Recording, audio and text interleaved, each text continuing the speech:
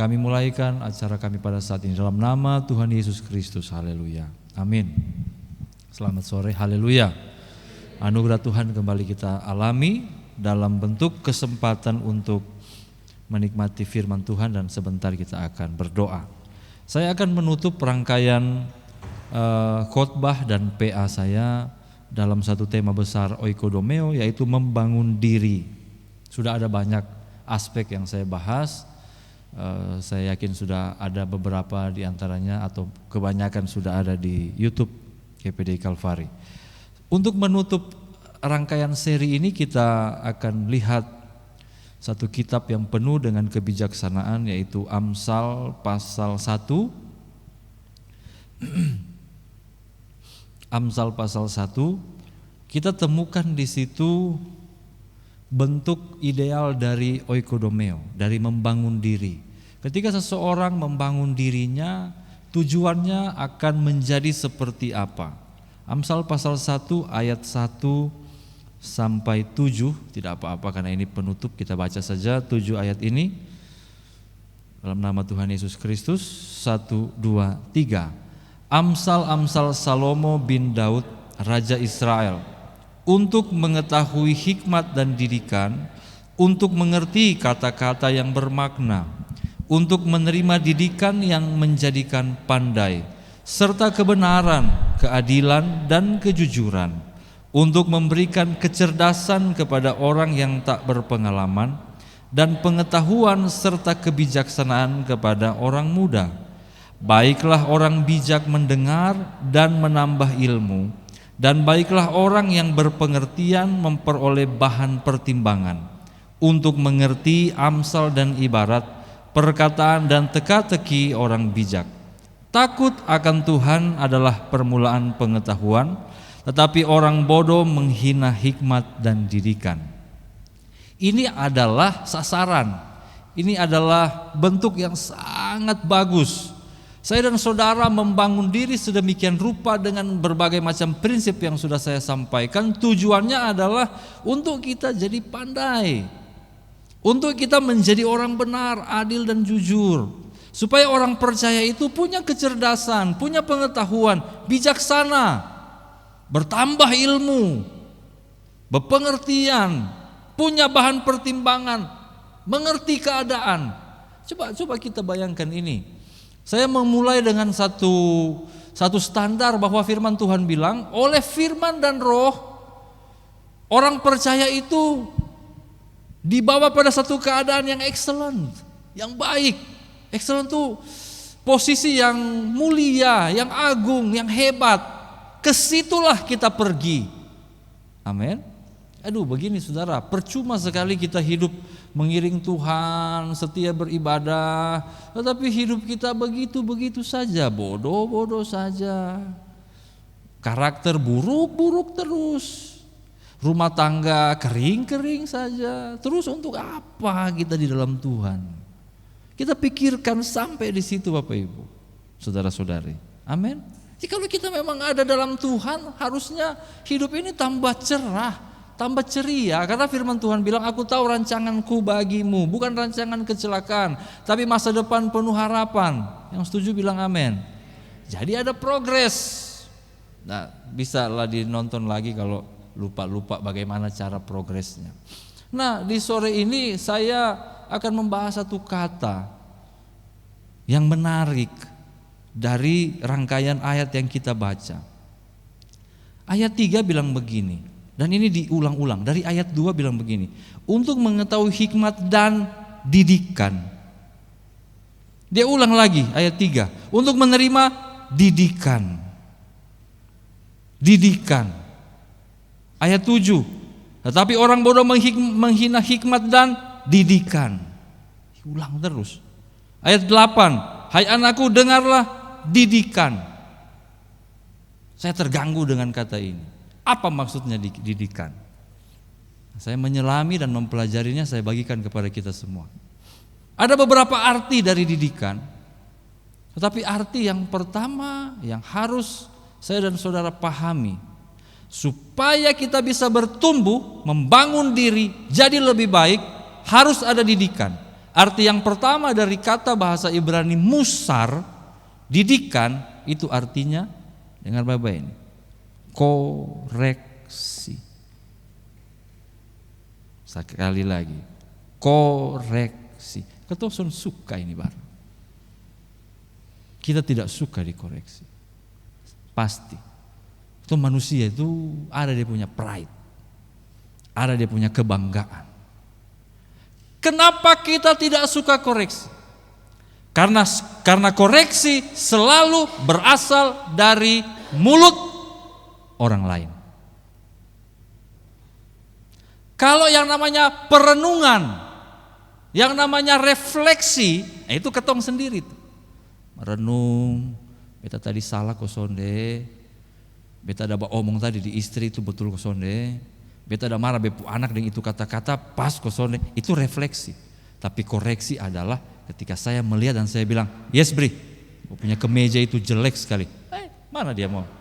Dia bangga dengan dia punya kemeja itu, kembang-kembang tak jelas itu, dia suka dengan itu kemeja.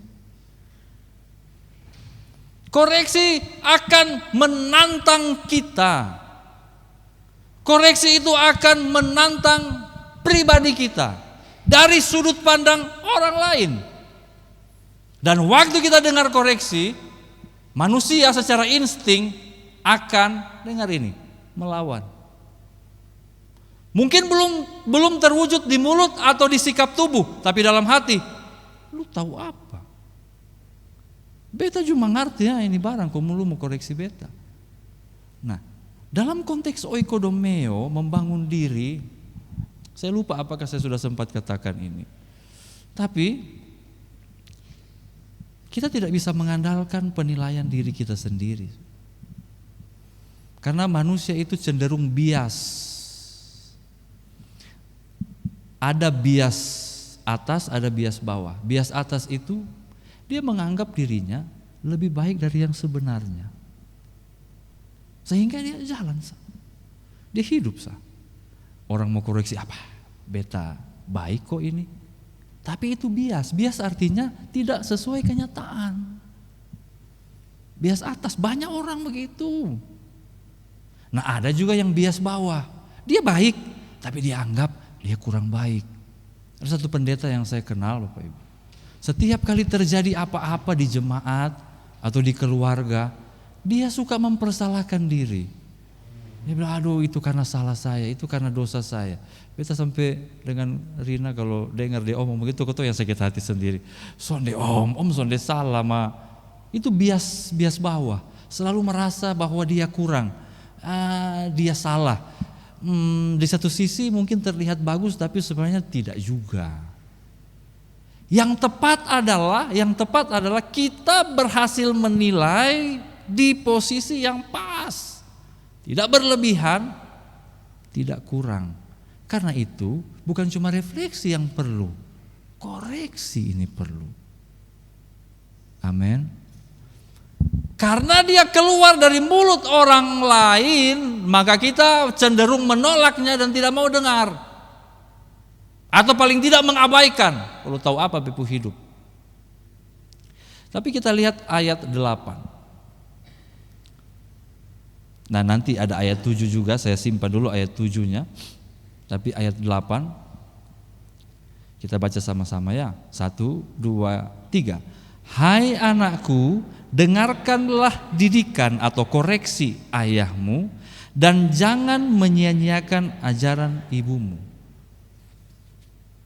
Salomo memberikan sebuah label kepada orang lain yang memberi koreksi sebagai ayah dan ibu. Nah, dengar ini, apalagi siswa-siswi sekolah kitab. Besok waktu baca ayat ini, siswa-siswi, jangan langsung kunci itu yang seperti saya kasih materi hermeneutika tadi pagi.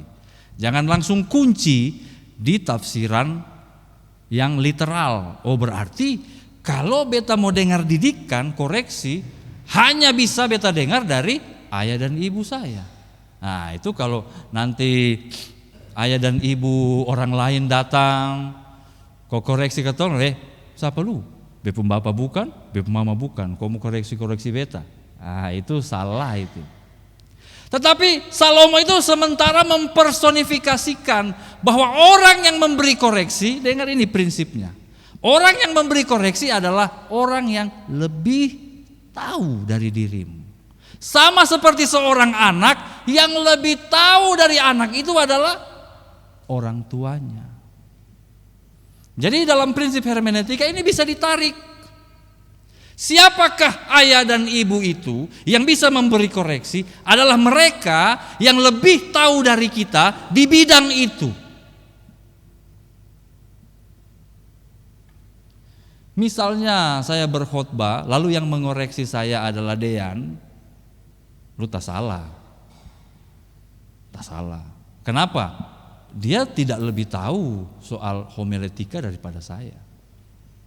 Tetapi kalau yang mengoreksi saya adalah orang yang lebih mengerti, Om Karel misalnya, kebetulan orang tua saya, atau pendeta Sapa, atau Pak Ofred. Pak Ofred itu mungkin saja lebih tahu dari saya. Buktinya dia ketua STT, saya anak buahnya. Haleluya. Ya bisa saja. Jadi kita harus menyerah kepada prinsip profesionalitas. Itu kita harus kembali ke situ. Jangan tekeng keras kalau orang Manado bilang. Jangan bikin diri jago. Ketika dikoreksi oleh orang yang lebih mengerti, anggap itu sebagai koreksi ayah dan ibu. Amin. Nah, yang jadi sulit di sini adalah orang-orang tua. Orang-orang tua ini langsung berpikir, kok siapa yang mau koreksi beta? Beta so hidup lebih lama dari ini manusia-manusia di sekeliling, dari itu pendeta yang berdiri di depan juga beta lebih pengalaman. Saya pernah punya pengalaman. Tahun 2005, saya mengikuti satu seminar. Pembicaranya seorang pendeta yang punya waktu itu 10.000 jemaat dari Amerika. Saya waktu itu sudah ada di jemaat, secara de facto saya memimpin jemaat, walaupun secara hukum gembalanya mama saya, tapi penggembalaan saya yang kelola. Di dalam sesi tanya jawab, saya tanya ke dia begini, Mr. Ted, Pak Ted, bagaimana saya bisa mengajar, membimbing orang-orang tua yang ada di gereja? Beta waktu 2004-2005 itu masih cupu, masih culun, umur 20 tahun, harus membimbing jemaat yang tua-tua, ada yang 80 tahun. Dari mana wibawa saya? Baru dia bilang begini, kalau Anda tidak lebih tua secara rohani dari jemaat, maka Anda tidak layak menjadi pemimpin jemaat. Dan kalimat yang mirip saya dengar dari mertua saya. Oh begitu. Jadi ketika saya pulang, saya membangun diri untuk menjadi rujukan dari jemaat-jemaat. Saya harus menjadi ahli. Itu tuntutan jadi hamba Tuhan. Kau jadi hamba Tuhan, jadi gembala jemaat, itu opa-opa juga datang minta nasihat kehidupan di lu. Jawab apa coba? Bingung memang. Masih cupu begini. Oikodomeo, bangun diri. Haleluya. Itu untuk hamba-hamba Tuhan. Lalu untuk jemaat kita harus mampu walaupun kita orang tua. Walaupun kita merasa diri sudah berpengalaman, tapi kita harus cek diri kita dan cek siapa yang bicara. Dan ketika nasihatnya itu nasihat yang benar, yang berhikmat, walaupun itu bentuknya koreksi dan koreksi itu keras, terima. Karena dia lebih tahu. Karena kuncinya ada di sini Bapak Ibu, ayat 7. Saya pakai sudah ayat ini ya. Ayat 7 sama-sama 1, 2, 3. Takut akan Tuhan adalah permulaan pengetahuan, tetapi orang bodoh menghina hikmat dan didikan. Kuncinya ditakut akan Tuhan. Kita bukan patuh dan takut kepada si manusia itu, tetapi saya takut akan Tuhan sehingga nasihat dia yang benar, yang baik, itu saya akan terima demi diri saya yang jadi lebih baik, supaya saya berharga di mata Tuhan, menyenangkan hati Tuhan. Haleluya. Itu secara rohani Bapak Ibu. Mari kita membuka hati untuk dikoreksi. Musar, dikoreksi. Ada satu pengalaman para murid. Mari kita lihat ini sudah cerita yang sering kali kita dengar di sekolah minggu, sejak sekolah minggu. Yohanes pasal 21. Ceritanya Yesus sudah mati dan bangkit, tapi belum bersama-sama dengan para murid. Para murid memutuskan untuk ketong cari ikan, sudah kau. Yesus mana ketong sun tahu. Ayat 3, Simon Petrus berkata kepada mereka, mari kita pergi menangkap ikan. Mari suka tompi menangkap ikan. Berjalanlah mereka. Ayat 4, hari mulai siang, karena tangkap ikan itu biasanya malam sampai subuh. Hari sudah mulai siang, Yesus berdiri di pantai.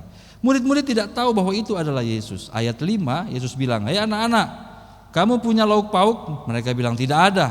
Ayat 6, sama-sama kita baca ayat 6. 1, 2, 3. Maka kata Yesus kepada mereka, "Tebarkanlah jalamu di sebelah kanan perahu, maka akan kamu peroleh." Lalu mereka menebarkannya, dan mereka tidak dapat menariknya lagi karena banyaknya ikan. Ini sudah sering kita dengar. Saya pernah khotbah dari ayat-ayat ini. Hei, ini nelayan dari lahir. Mungkin lahir itu satu paket dengan alat pancing. Hadiah ulang tahun itu jala. Saking nelayannya orang-orang ini. Tapi ketika ada koreksi dari Yesus di pinggir pantai, mereka dengar. Dan kalau dengar, diberkati. Amin. Oke, itu prinsipnya. Nah, sekarang kita bagi kepada aplikasinya. Saudara mau cemerlang di bidang hidup yang mana? Kemarin di Rayon sudah sempat saya singgung. Mau jadi suami yang baik, dengar koreksi. Firman Tuhan kah? Mertua kah? Itu koreksi. Haleluya. Mau jadi anak-anak yang baik, yang cemerlang di hadapan Tuhan, dengar orang tuamu, dengar tetanggamu. Jangan bilang itu tetangga, mam tua omong kosong, tutup mulut sudah. Ini beta pu hidup, jangan urus beta. Padahal dia ada dengan tulus bilang, anak, lu pun kelakuan itu bikin sakit hati orang tua. Dengar. Amin. Dan sementara membuka bisnis, sementara berusaha, lalu terjadi misalnya, I don't know, terjadi kemandekan, terjadi hambatan, halangan. Jangan bikin diri, bet tahu segala macam. Minta nasihat, minta koreksi. Satu kali istri saya beli es cendol. Bukan satu kali, baru kemarin kayaknya. Beli es cendol dari seseorang. Setelah dia beli es cendol, diteror dengan WA. Bukan mana di Purasa, apa yang perlu tambah, apa yang perlu kurang. Kebetulan di es cendol itu ada taruh durian. Kita langsung balas. Bukan isi saya yang balas, saya yang balas. Duriannya kurang. Dia langsung balas, mahal nah. Tapi enak. Itu kan apa ya? Sikap hati yang saya mau belajar lagi gitu. Di bidang apa lagi? Di bidang apa? Taruh di bidangmu masing-masing, di bidang apapun. Di segala aspek hidupmu, terbukalah untuk koreksi. Ada ayat yang menarik sekali ini kita baca tadi itu ayat 6. Lalu mereka menebarkannya dan mereka tidak dapat menariknya lagi karena banyaknya ikan. Selaras dengan apa yang disampaikan oleh Amsal 1 ayat 9. Amsal 1 ayat 9, kita kembali ke tadi Amsal 1 ayat 9. 1, 2, 3. Sebab karangan bunga yang indah itu bagi kepalamu dan suatu kalung bagi lehermu. Wih, berkat. Sebaliknya ada satu cerita. Seorang raja bernama Rehabeam. Raja yang mewarisi kehebatan bapaknya Salomo. Siapa jadi anak Salomo nih? Salomo raja terkaya, raja terkuat dengan hikmat bijaksana. Yang menulis Amsal ini anaknya Rehabeam. Waktu Rehabeam memegang tampuk pemerintahan, Hal yang pertama, dia mengumpulkan para penasehat. Penasehat-penasehat yang tua, yang dalam kategori ini, dalam kategori orang tua, kasih dia nasihat bagus. Tapi anak muda tuh pilih-pilih. Orang tua siapa? Kok bukan beta pembapa saja. Dengar yang lebih muda bilang begini bos, kau tuh bikin terobosan ini bos, terobosan itu bos. Akhirnya kerajaan yang besar dan kaya pecah jadi dua. Itu kan sering terjadi dalam kehidupan kita, salah mendengar. Mari hati kita sensitif terhadap kebenaran dan kita mulai mendengar koreksi yang baik. Haleluya. Oke. Yang kedua, arti dari musar. Selain itu koreksi, arti yang kedua tentang didikan bukan cuma sekedar koreksi, tapi disiplin. Sama-sama kita ulang, 2, 3. Disiplin. Hari ini dikoreksi, dia berubah, besok bikin lagi yang lama, tidak ada guna. Disiplin itu terkait dengan konsistensi, terus melakukan yang sudah dikoreksi. Hari ini ketong koreksi diri, dikoreksi orang. Oh, kalau begitu beta pung lipstick beta akan kasih begini. Tapi besok kita kembali ke 2 tahun lalu. Besok ya tidak ada guna. Saya selalu bilang, saya selalu ungkapkan ini, jangan menjadi Kristen demam. Apa itu Kristen demam? Kadang panas, kadang dingin. Panas dingin, lama-lama menggigil mati. Kita harus jadi Kristen yang konsisten. Katakan amin. Terus. Nah, diperlukan disiplin.